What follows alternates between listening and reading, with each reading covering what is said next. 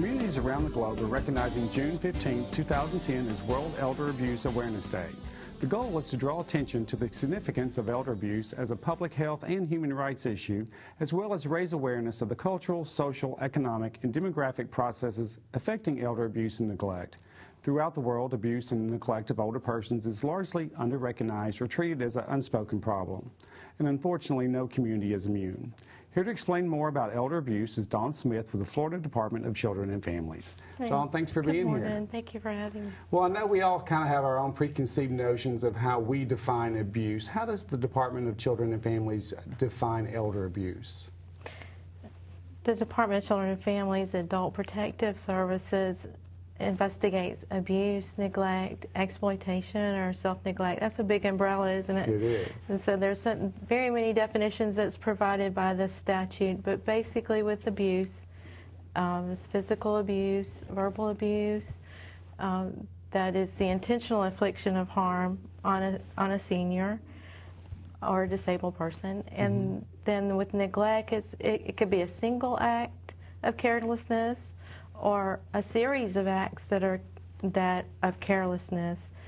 And with exploitation, it's where a person in a position of trust and confidence has obtained funds, assets, or property of an elderly person, either by deceit or intimidation, and permanently or temporarily deprive them of that asset. Okay. And then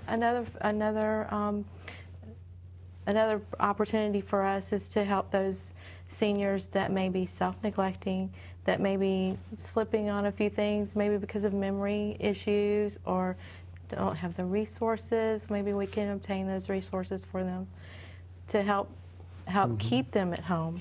Well, that is a very wide umbrella, and back to the neglect and then the exploitation. That could be family members, caregivers, even anyone connected to that individual. The primary source of abusers is family, unfortunately, because who do we want them to have as their caregiver is a family member. And I think it's important that you include self-neglect in that definition as well. So I appreciate you kind of setting that up for us. So how often does this occur in our community, in our country? Every day. Every day elder abuse occurs, unfortunately. Just in our state alone, we had over 34,000 abuse reports that came to our hotline. In our local community, in Circuit 1, Escambia, Santa Rosa, Okaloosa, and Walton County, we had 1,700 reports. Kept 10 investigators busy last year.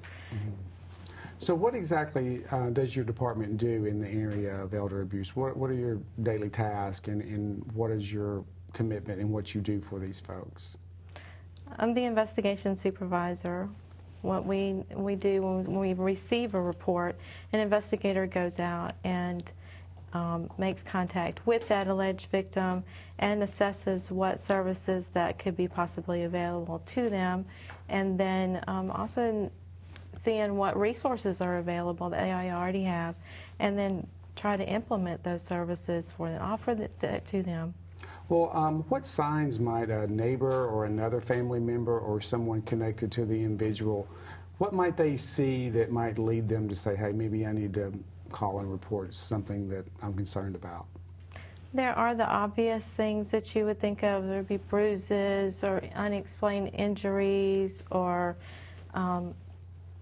missing funds, but there's depression, there's isolation from their family, maybe not even seeing them for a long period of time.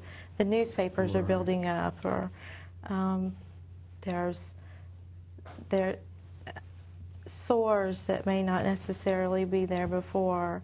Their caregiver may be really drained and worn. Just a variety of things that they might be on the lookout. Things. So how does someone report this? There is the abuse hotline. We do take them in the state of Florida through the Florida Abuse Hotline, which is 1-800-96-ABUSE. 1-800-962-2873. That is a central location that all of our reports come through. That way it can be screened to the appropriate area.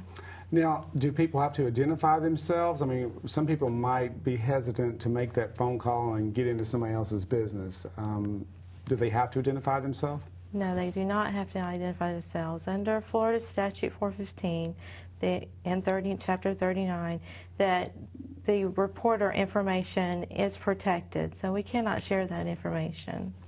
What kind of information should that person have when they make that call? They do need to try to have the victim's name, our alleged victim's name, the alleged perpetrator's name.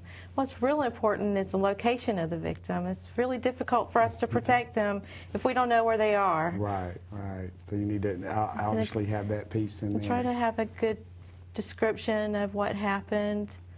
And then in your experience, what kind of reaction do you get when y'all go out and actually investigate? Or the people glad to know that someone is finally going to look into something? Or are people a little defensive? Do they try to defend family members? What's the general, I know it's hard to say, every situation is different, I understand that. Not every time is somebody happy to see us come to the door, either by shame or by guilt.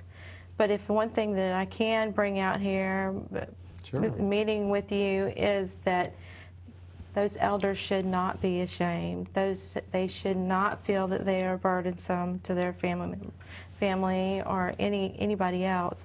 That they are not an imposition for their family. If they feel that way, then we need to talk. We need to find some way of supporting that family and getting us, that's all the more reason for us to be involved. Okay. One last question before we kind of wrap up.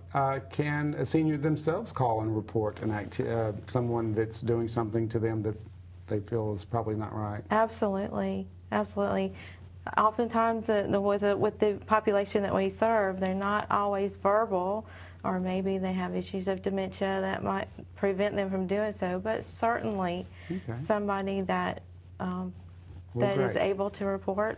Okay, sure. Well, one last second, just tell us that phone number one more time, the elder abuse number. It's 1-800-96-ABUSE, 1-800-96-22873. Thanks, Don. We appreciate it. It's great information.